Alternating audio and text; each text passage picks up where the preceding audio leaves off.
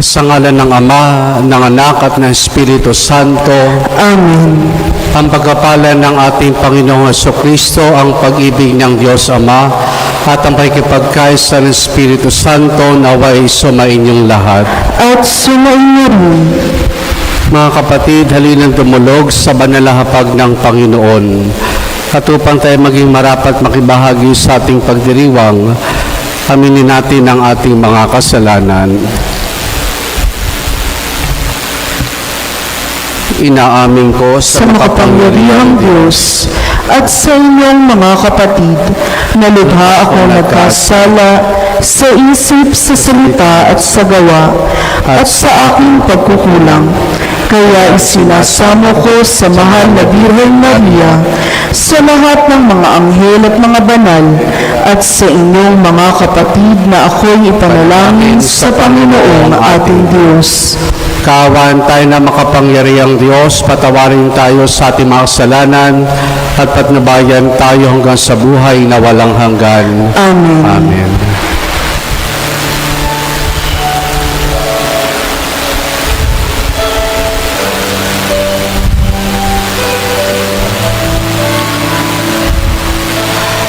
Panginoon, kahawan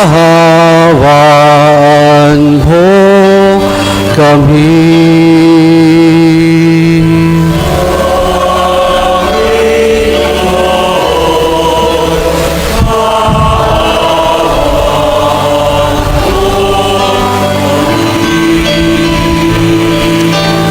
Kristo, kahawan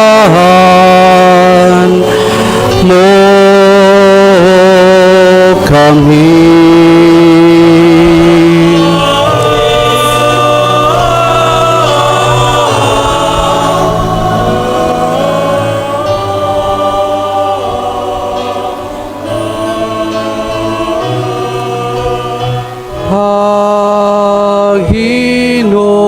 Panginoon, kahawan mo kami.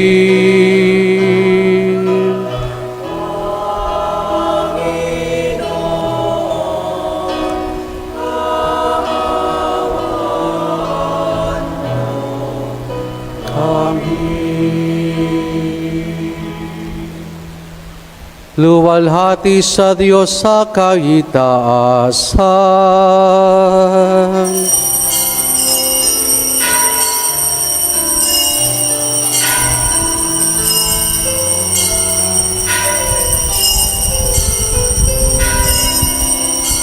Luwalhati sa Diyos sa kaitaasan. Kaloob sa lupa ay kapayapaan, pinupuri ka't ipinagdaranghal, sinasamba ka namin sa dakila mong kalwalhatian.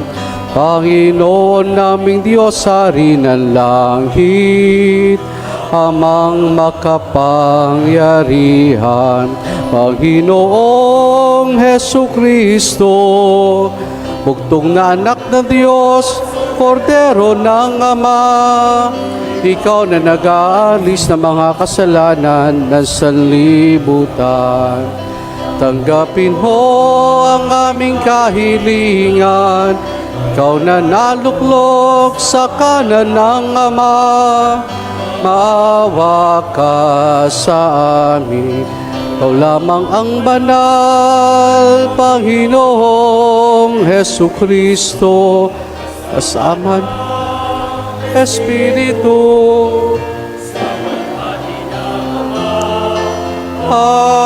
Amen, amen, amen, amen. Manalangin tayo. Ama naming makapangyarihan, kalugdan mo kamit pagbigyan na magkamit na kaloob mong karagdagan upang sa maalab naming pananalig, pag-asa at pag-ibig, kami mamalaging tumatalima sa iyong kautusan sa pamamagitan ni Jesus kasama ng Espiritu Santo magpa sa walang hanggan. Amen.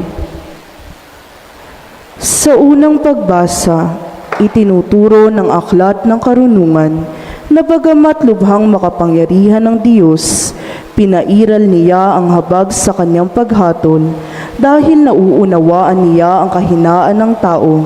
Tinuturuan din niya ang mga taong maging mahabagin at magbigay ng pagkakataon sa pagsisisi.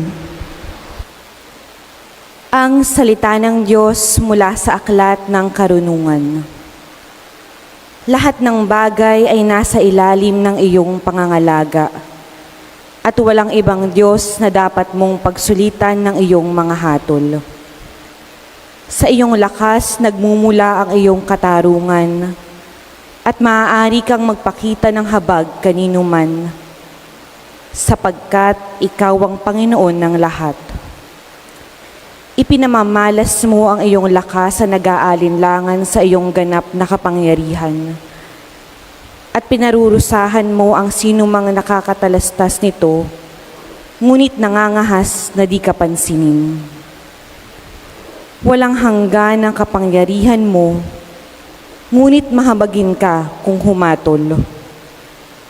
Maaari mo kaming parusahan kailanmat ibigin mo, ngunit sa halip ay pinamamahalaan mo kami ng buong hinahon at pagtitimpi. Sa pamamagitan ng ginawa mong iyan, ay tinuro mo sa mga taong makatarungan na dapat din silang maging maawain. At binigyan mo naman ng pag-asa ang iyong bayan sa pagkakaloob sa kanila ng pagkakataong makapagsisi. Ang salita ng Diyos. Salamat sa Diyos.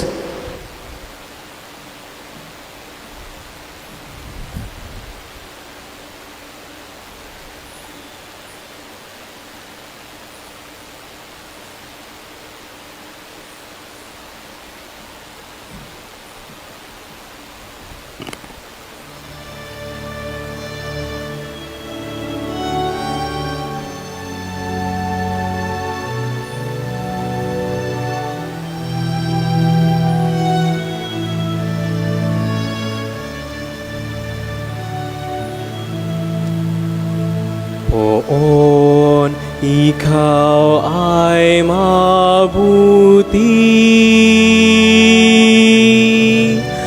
sa lahat ng nagsisisi.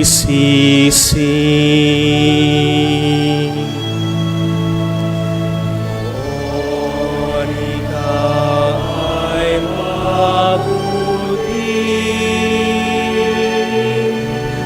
sa lahat ng nagsisisi.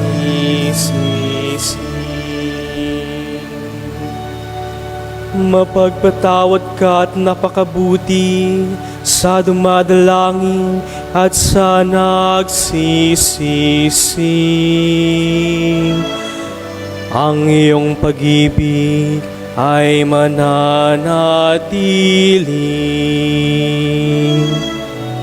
Pakinggan mo poon ang aking dalangin. Tulungan mo ako'y iyong dinggin.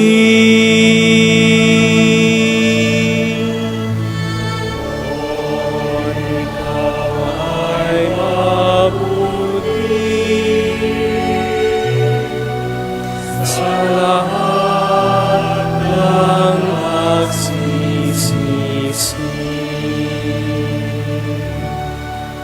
Ang lahat ng bansa na iyong nilalang lalapit sa iyo at magbibigay galang. Sila'y magpupuri sa iyong kabutihan. Pagkat ikaw lamang ang Diyos na dakila, na anumang gawin ay kahanga-hanga.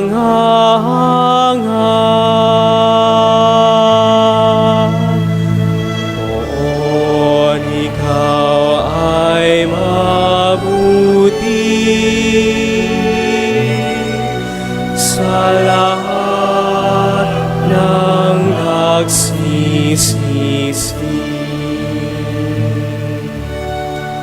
Ngunit ikaw poon tunay na mabait, tapat at totoo, wagas ang pag-ibig.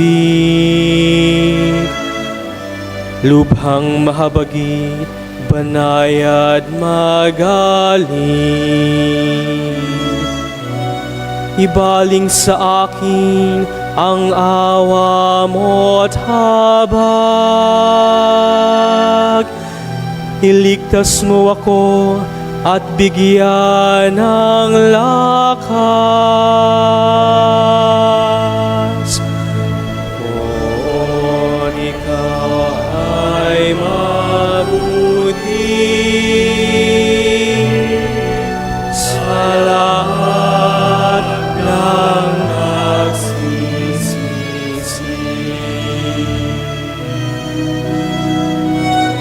Oo, ikaw ay mabuti sa lahat ng nagsisisi.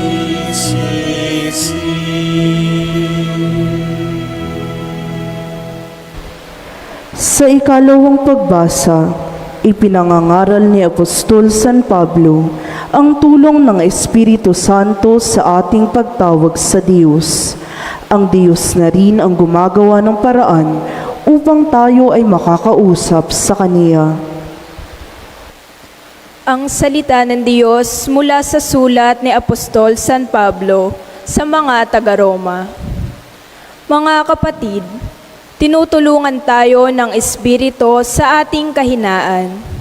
Hindi tayo marunong manalangin ng wasto, kaya't ang Espiritu ang lumuluhog para sa atin, sa paraang di magagawa ng pananalita. At nauunawaan ng Diyos na nakasasaliksik sa puso ng tao. Ang pag-ibig, ang ibig sabihin ng Espiritu, sapagkat ang Espiritu'y lumuluhog para sa mga banal, ayon sa kalooban ng Diyos. Ang salita ng Diyos. Salamat sa Diyos. Sa mabuting balita, itinuturo ni Jesus sa pamamagitan ng talinhaga ng punong hindi namumunga ang pagbibigay ng Diyos ng pagkakataon sa atin upang makapagbago.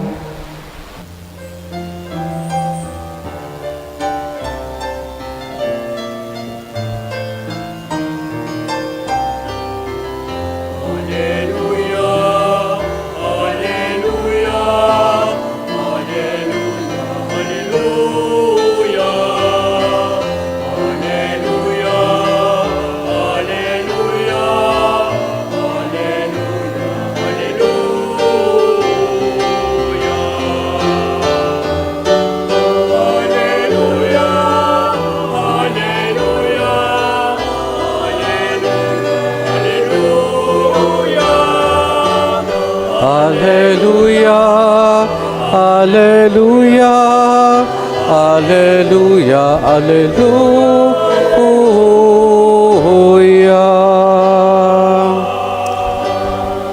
Sumainyo ang Panginoon. At sumainyo rin, Ang mabuting balita ng Panginoon ayon kay San Mateo. papuri sa iyo, Panginoon.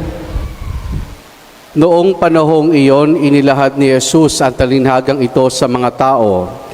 Ang paghari ng Diyos ay katulad dito. May isang tao naghasik na mabuting binhi sa kanyang bukid. Isang gabi, samantalang natutulog ang mga tao, dumating ang kanyang kaaway at naghasik ng masasamang damo sa triguhan. Nang tumubo ang trigo at magkauhay, lumitaw rin ang masasamang damo. Kaya't lumapit ang mga alipin sa puno ng sambahayan na sinabi rito, hindi po ba mabuting binhi ang inihasik ninyo sa inyong bukid? Bakit po may damo ngayon? Sumagot siya, isang kaaway ang may kagagawa nito.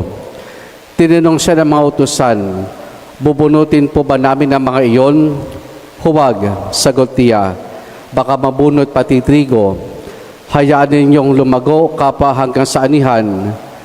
Pag-aani, sasabihin ko sa mga tagapag-ani, tipunin muna ninyo ang mga damo at inyong pagbikis-bikisin upang sunugin, at ang trigo'y inyong tipunin sa aking kamalig.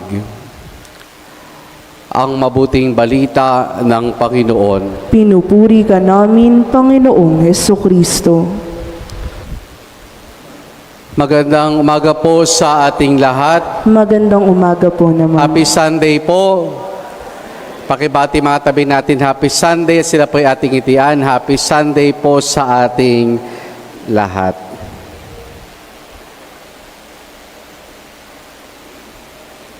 Kung kayo po ay regular na commuter, ibig sabihin nyo malas nagko-commute, mapapansin natin na maraming mga nagko-commute ang nagmamadali. Nagmamadali. Minsan sumakay po ako sa MRT, galing po akong Makati, pagdating ko sa North Station, parating ganun, nagmamadali ang mga taong lumabas ng MRT.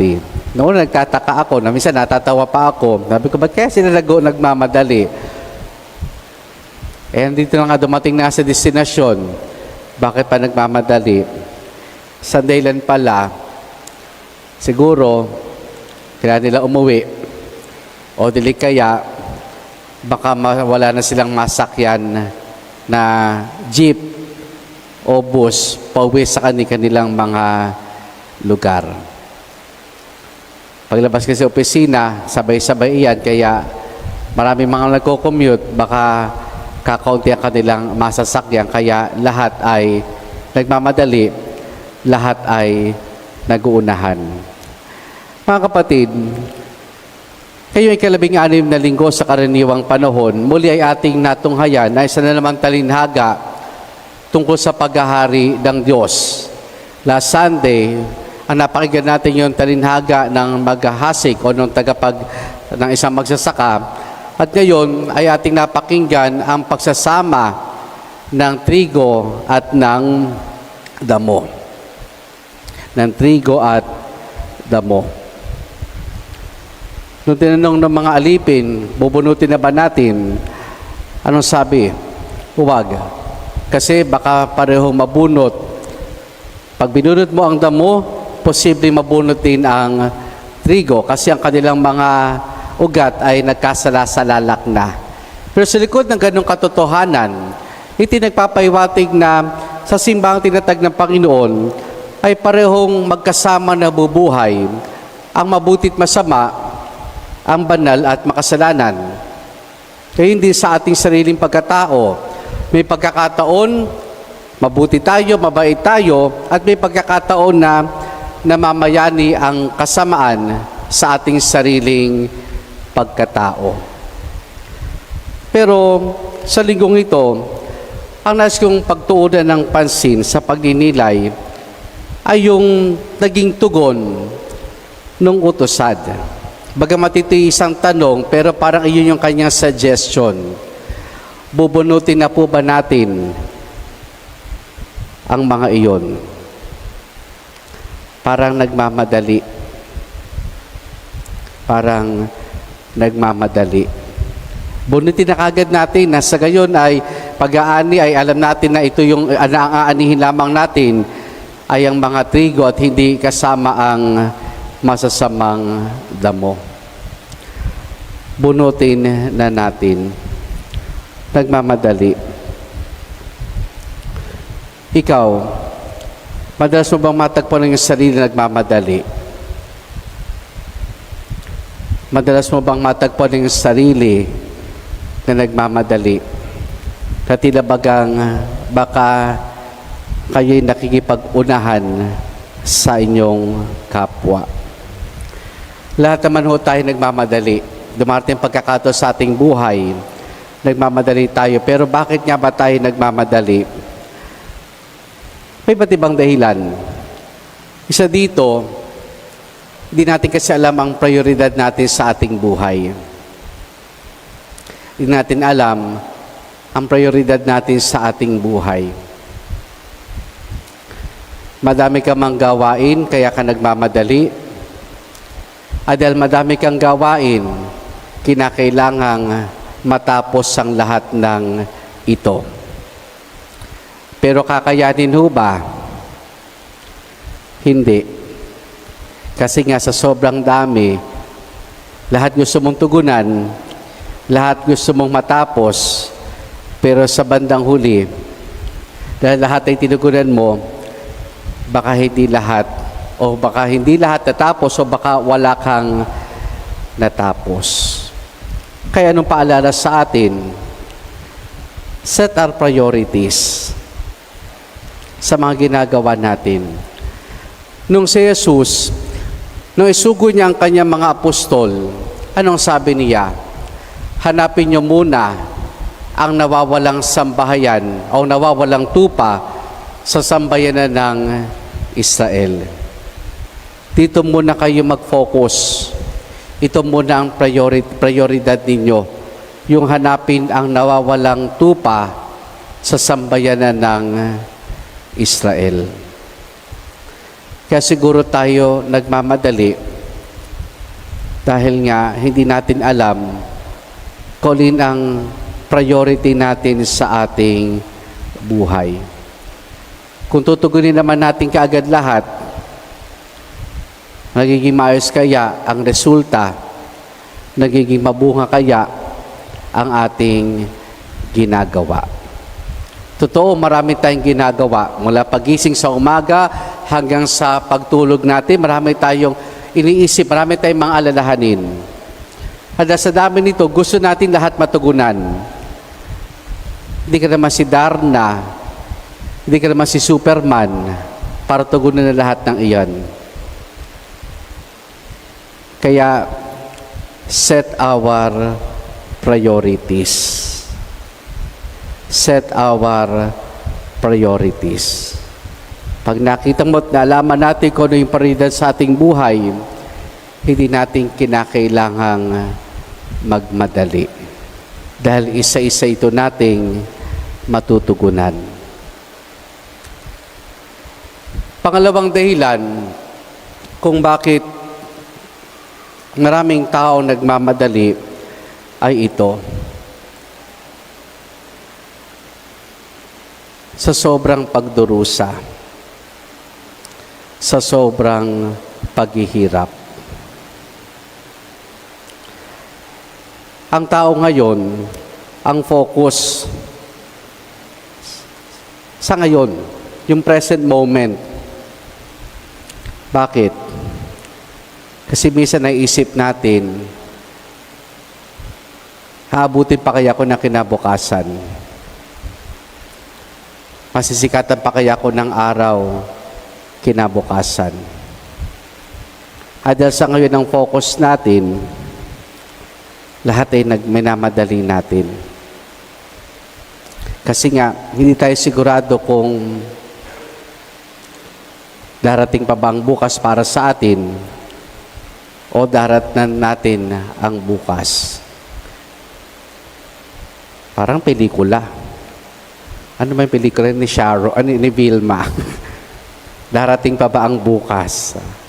Tama ba? Anyway, parang ganyan yan. Pero, nagpapadala tayo dahil sa sobrang hirap. At sino bang madalas naghihirap?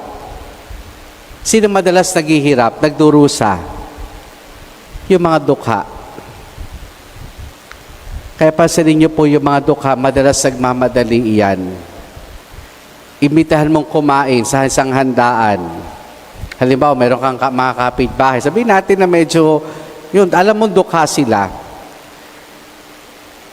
Imbitahan mo sa kainan. Papansinin niyo sila yung madalas na una. Kaya minsan sasabihin siguro natin, tingnan mo yung mga ito, parang patay gutom. Pero isipin niyo bakit? Bakit sila nagmamadali? Dahil sa sobrang hirap ng buhay nila, hindi na sila sigurado kung bukas ba meron silang makakain. Kasi nga, walang kasiguraduhan. Hindi sila sigurado kung bukas may mag-aanyaya ba sa kanila para kumain o meron silang makuha ang trabaho para sa gayon, meron silang kakarampot na sweldo para may pambili kahit sa pinaka-basic needs nila.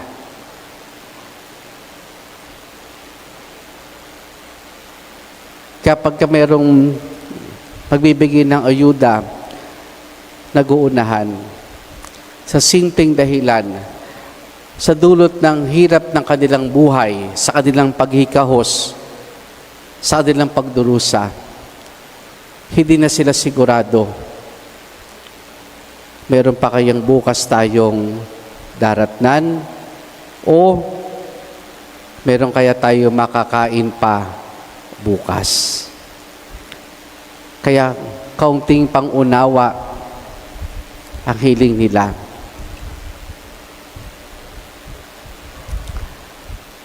Pagdurusa. Hindi ba kapag tayo may sakit, nagmamadali rin tayong gumaling? Kapag inyong asawa may sakit, o isa sa inyong mga anak, o magulang ninyo may sakit, hindi ba madalas nagmamadali tayong umuwi ng bahay? Bakit? Kasi gusto natin siyang alagaan.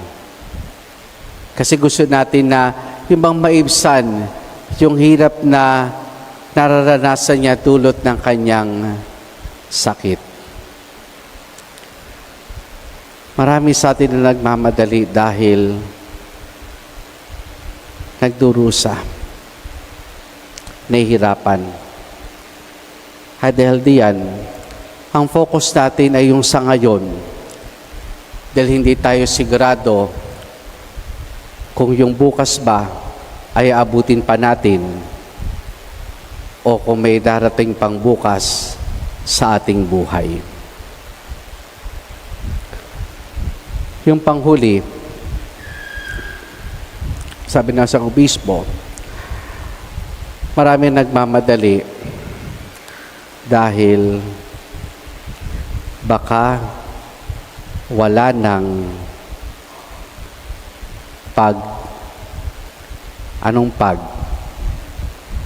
pag-ibig.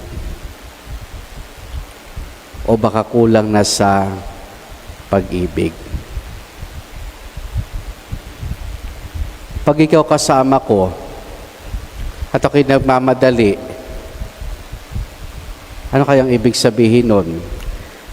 Ayaw na kitang makasama, ayaw na kitang makita. Pag ganon, baka kulang na yung pagmamahal. Baka kulang na yung pagmamahal. Kaya ang pagmamahal, hindi ho minamadali iyan. Ang pagmamahal at pagmamadali, hindi magkatugma iyan. Incompatible. Kaya ang tunay na pagmamahal, marunong maghintay. Ang tunay na pagmamahal, kaya maghintay habang buhay. May mga nabubuhayan. Yung mga wala pa siyang love life, go lang, push lang, maghintay. Maghintay. Huwag madaliin.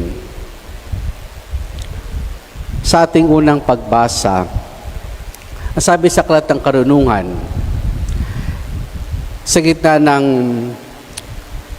kaguluhang naranasan ng tao sa mundo, nagtatakang mga tao, ano ginagawa ng Diyos? Ano ginagawa ng Diyos? Ang sagot ng anak ng karunungan, patuloy na pinamamahala ng Diyos ang mundo. Pero sa kanyang pamamahala, nandun yung habag, nandun yung pangunawa, nandun yung kanyang pagiging mahinahon. Kung bakit? Siguro nais ng Diyos bigyan ng pagkakataon na makapagbago ang masama. Hindi niya minamadali. Dahil mahal niya ang tao. Hindi niya mamadaliing magbago siya. Maghihintay siya.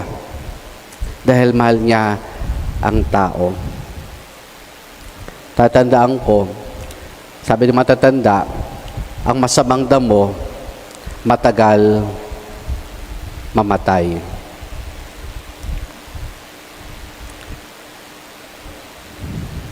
Gusto mo bang mahumabang buhay mo? Hindi. Kaya siguro matagal mamatay dahil kaya maghintay ng Diyos na magbago. Hindi niya mamadaliin. Ang tunay na pagmamahal, marunong maghintay. Hindi nagmamadali. Kaya sa mga mag-asawa, sa mga magkasintahan, mag-isip-isip kayo kung parating nagmamadali ang inyong asawa. Kung bakit mapapasin nyo, tingin ng tingin sa relo.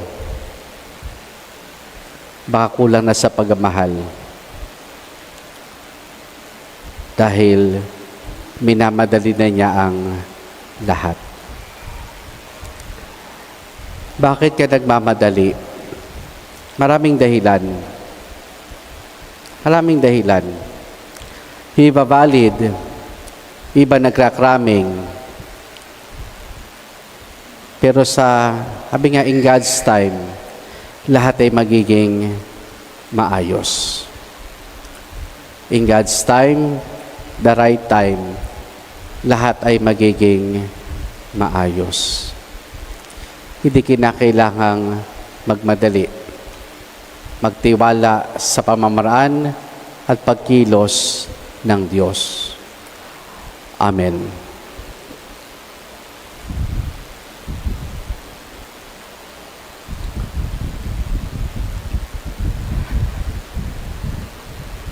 Sama-sama nating ipahayag ang ating pananampalataya. Sumasampalataya ako sa isang Diyos, Amang makapangyarihan sa lahat, na may gawa ng langit at lupa, ng lahat ng nakikita at di nakikita. Sumasampalataya ako sa isang Panginoong Hesukristo, buktong na anak ng Diyos, sumilang sa Ama bago pa nagkapanahon, Diyos buhat sa Diyos, liwanag buhat sa liwanag, Diyos na totoo buhat sa Diyos na totoo, sumilang at hindi ginawa, kaisa ng Ama sa pagka-Diyos at sa pamamagitan niya ay ginawa ang lahat. Dahil sa ating pawang mga tao at dahil sa ating kaligtasan, siya'y nanawag mula sa kalangitan, nagkatawang tao siya lalang ng Espiritu Santo, kay Mariang Birhen at naging tao, ipinako sa krus dahil sa atin, nagpakasakit sa hatol ni Poncio Pilato, namatay at inilibing, muli siyang nabuhay sa ikatlong araw ayon sa banal na kasulatan, umakyat siya sa kalangitan at lumuklok sa kanan ng Amang may kapal, paririto siyang muli na may dakilang kapangyarihan upang hukuman ang mga buhay at mga patay. Sumasampalataya ako sa Espiritu Santo, Panginoon at nagbibigay buhay, na nanggagaling sa Ama at sa Anak. Sinasamba siya at pinararangalan kaisa ng Ama at ng Anak. Nagsalita siya sa pamamagitan ng mga propeta. Sumasampalataya ako sa isang banal na simbahang katolika at apostolika, gayon din sa isang binyag sa kapagpapatawad ng mga kasalanan, at hinintay ko ang muling pagkabuhay ng mga namatay at ang buhay na walang hanggan. Amen. Halinan dumalangin sa Amang maawain sa pamamagitan ni Jesus na ating Panginoon, ating isamo. Panginoon, dinggin ang aming panalangin. Panginoon, dinggin ang aming panalangin.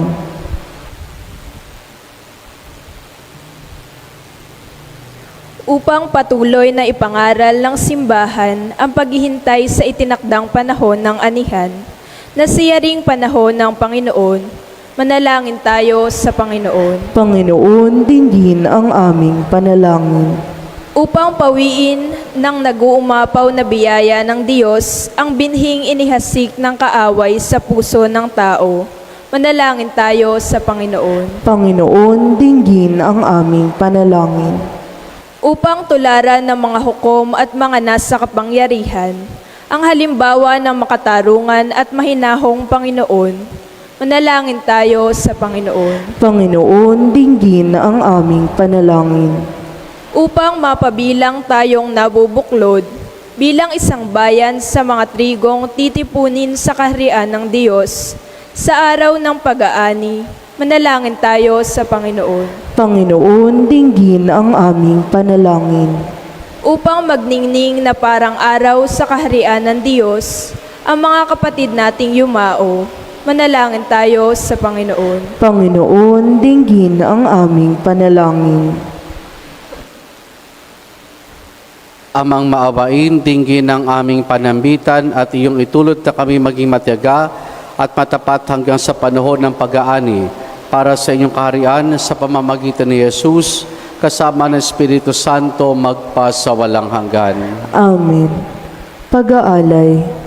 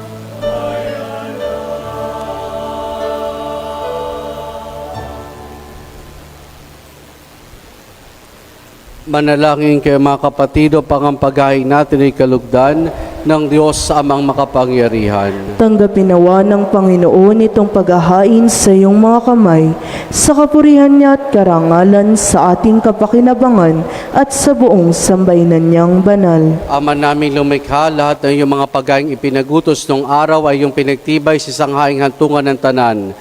Tanggapin ang ginaganap ngayon ng iyong mga lingkod at basbasan mo ito ng kabanalang gaya ng iyong kaloob sa mga alin ni Abel, na lubamang kinalugod upang ang mga handog ng bawat isang nagbigay para sambahin ang banal mong ngalan ay magkamit ng karagdagan mong kasiyahan sa pamamagitan ni Jesus kasama ng Espiritu Santo magpasawalang hanggan. Amen. Sumainyo ang Panginoon. At sumainyo rin, Taas sa Diyos sa inyong puso at diwa. itinaas sa namin sa Panginoon. Pasalamatan natin ang Panginoong ating Diyos. Marapat na siya ay pasalamatan. Ama naming makapangyarihan, tunay nga marapat na ikaw ay aming pasalamatan.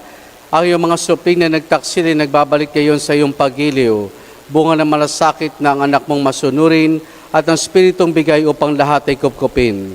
Kaming mga tinubos ng anak mong mahal ay nilob mong magtipon at magkapisan upang magsalo sa masaganang hapag ng buhay. Kaya kaysa ng mga anghel, nagsisiawit ang papuri sa nang walang humpay sa kalangitan, kami nagbubunyi sa iyong kadakilaan. Ama naming banal, ikaw ang bukal ng tanang kabanalan. Kaya't sa pamamagitan ng iyong Espiritu, gawin mong banal ang mga kaloob na ito upang para sa amin maging katawan at dugo ng aming Panginoong Hesukristo. Bago niya pinagtiis ang kusang loob na maging handog, hinawakan niya ang tinapay, pinasalamatan kaniya, pinaghati-hati na yon. Iniabot sa kanya malagad at sinabi, tanggapin ninyo lahat ito at kanin itong aking katawan na ihahandog para sa inyo.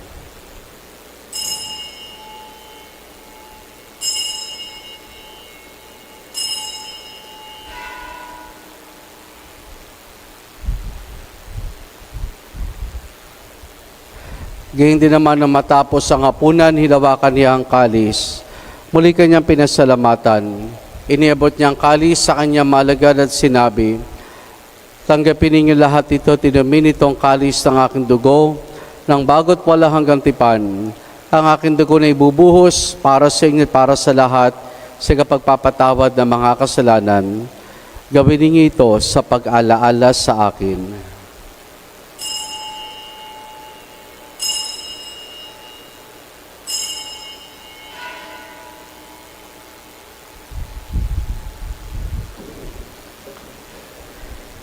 Ang misteryo ng ating pananampalataya.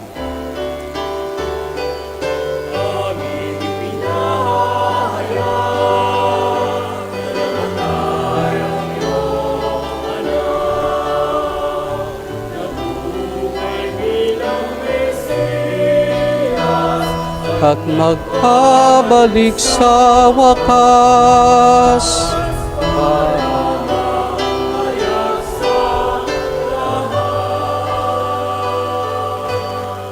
Ama, ginagawa namin ngayon ang pag-alaala sa pagkamatay at muling pagkabuhay ni iyong anak. Kaya tiniyalay namin sa iyong tinapay na nagbibigay buhay at ang kalis sa kakaloob ng kaligtasan. Kami nagpapasalamat dahil kami minarapat at tumayo sa harap mo para maglingkod sa iyo.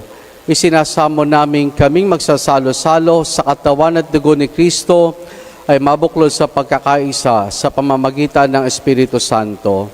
Ama, lingapin mo ang simbahan laganap sa buong daigdig. Puspusin mo kami sa pag-ibig kesa ni Leo na aming Santo Papa at i-Dennis sa aming obispo at ng Tanang Kaparian. Alalahanin mo rin ang mga kapatid naming nahimlay na may pag-asang sila muling mabubuhay, gayon din na lahat ng mga pumanaw at mga kaluluwa sa purgatorio. Kaawan mo sila at patuloyin sa iyong kaliwanagan. Kaawan mo at pagindapati kaming lahat na makasalo sa iyong buhay na walang wakas. Kaysa ng mahal na Birheng Maria na Ina ng Diyos, ang kanyang kabiyak ng puso si San Jose, kaysa ng mga apostol ni San Juan Bautista at ang lahat ng mga banal na namuhay dito sa daigdig ng kalugod-lugod sa iyo, may pagdiwang nawa namin ang pagpupuri sa kararangal mo sa pamamagitan ng iyong anak na aming Panginoong Hesukristo. Sa pamamagitan ni Kristo, kasama niya at sa Kanya, ang lahat ng parangal papuri sa iyo, Diyos Amang makapangyarihan, kasama ng Espiritu Santo, magpasawalang hanggan. Amen. Amen. Amen. Amen. Sa tagubiling manakagagaling na utos sa turo ni Jesus na Panginoon natin na Diyos, ipahayag po natin ng lakas loob. Hinihiling namin kay Maria sa lahat ng masama, pagkalooban ng kapayapaan araw-araw, iligtas sa kasalanan at ilayos lahat ng kapahamakan. Samantalang aming masayang pinananabikan ang dakilang araw ng pagpapahayag ng tagapagligtas naming si Jesucristo. Sapagkat iyo ang kaharian at ang kapangyarihan at ang kapurihan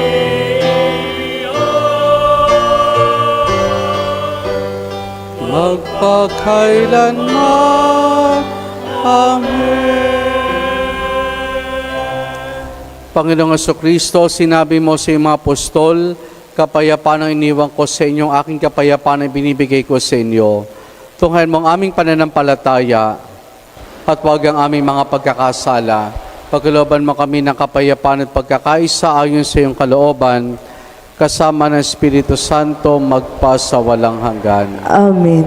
Ang kapayapaan ng Panginoon ay lagi nawang sumainyo. At sumainyo rin. Mga kapatid, maghangad at magbahagi po tayo ng kapayapaan ni Jesus sa isa't isa.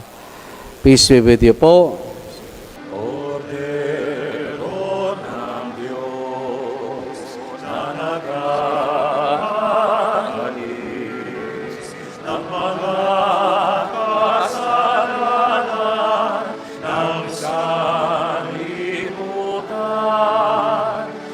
Narito si Jesus, ang kordero ng Diyos.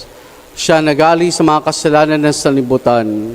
Mapalad ang mga inaanyayahan niya makiisa sa kanyang banal na piging. Panginoon, hindi ako karapat-dapat na magpatuloy sa iyo, ngunit sa isang salita mo lamang ay gagaling na ako.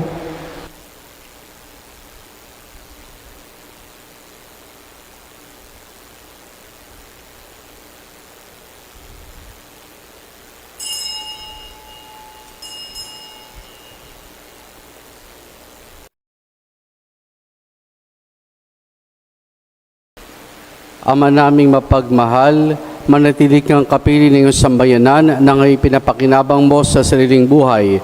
At gawin mo kami pasulong na makakabang mula sa dati naming pagkamakasalanan patungo sa pagbabagong buhay na nagdudulot ng iyong kabutihan sa pamamagitan ni Jesus kasama ng Espiritu Santo magpa sa walang hanggan. Amen. Sumainyo ang Panginoon At sumainyo rin. at pagpalain tayong lahat ng mabutit mapagmahal na Diyos sa Ama, Anak at Espiritu Santo. Amen. Naialay na natin ang pagdiriwan ng banal na misa, humayo tayong taglay ang kapayapaan at pag-ibig ng Panginoon. Salamat sa Diyos. Purihin po natin ang ating Panginoon.